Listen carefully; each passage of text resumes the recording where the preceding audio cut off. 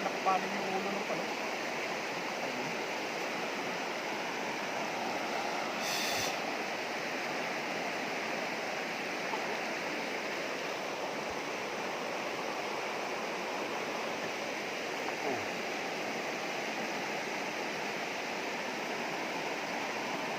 Baka din eh. Ah, Baka dyan. ito. Yan o, yung ulo. Yan o.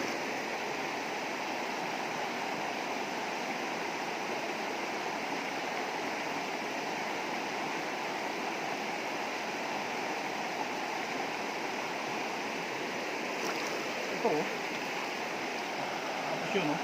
Kwento. Ito yung punker na yan. Tapos yun. Dito banda. Ito o. Kumalim. Oh.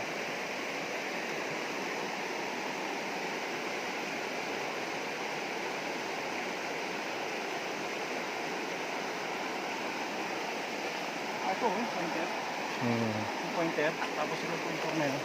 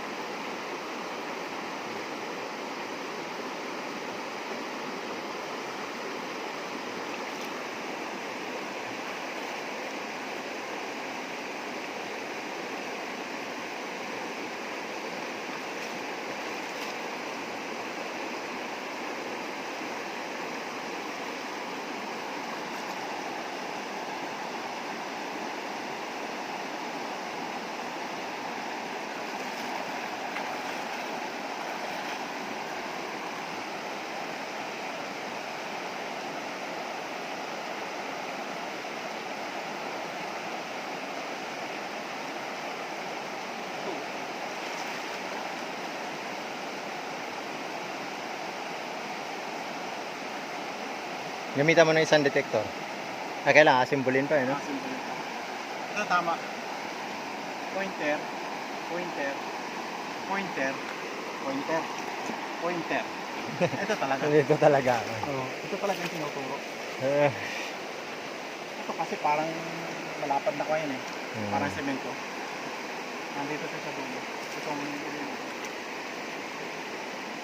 diretso. Diretso. Diretso. Ito pa. Eh, talagang tinuturo ang pointer yun. ano. Ayan, ulo rin ang pagong yan. Nakalabas. Ito, pumaling yung liig niya. Pumaling dito sa bandang taas. Tapos aring pointer namin, tinuro din, kinonfirm na mayroon din na dyan. Oo. Dito talaga. Oo. Malamang nung kuha nito. Ito palanas ito eh. Oh. Pag hinukay ito eh. Gawa ng ang ilog na ito. Tuwing nabaha, nababago po ito. Nag-iiba ng kuwan. Dati daw yung ilog, doon daw yan sa kabila. Ito ay kuwan na lang dito. Kumbaga pag mataas ang tubig, naabot ng tubig dito. Pero hindi talaga rito ang ilog. Sa katagalan ng panahon, pag tuwing nabaha, nababago po yung mga ilog. Kaya nalipat siya rito katagalan, kinakain niya tong mga lupa rito.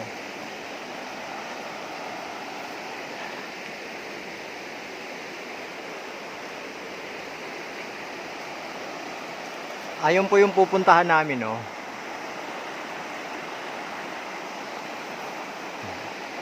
Yung bundok na yon. Yung yun, yung pinakamataas na bundok. Pero hindi kami, yan ang gusto namin puntahan, pero hindi namin mapuntahan kaagad-agad yan. Dahil hindi ho ganun kadali. Sa paanan yan, doon kami mag-i-standby muna. Pero malayo pa po yan, kasi wala pong daan yan. Kung didiretsuhin mo, wala pong daan. Kaya babaybayin po namin itong ilog na to. Iikot po kami, marami pa pong bundok ang iikutan namin yan bago kami makakarating. Sa paanan pa lang nun. Mula sa paanan yan, isang araw at kalahating aakyatin. Oo. Hindi, yung katutubo na nag-hunter dyan ay halos hindi kaya ng isang araw. Takbo yun pag naghahabol ng Oo. naghahabol ng baboy damo. Baboy damo. Hindi basta lakad na Sanay sa akyatan yung Oo. gawa nung dyan sila nagsilaki.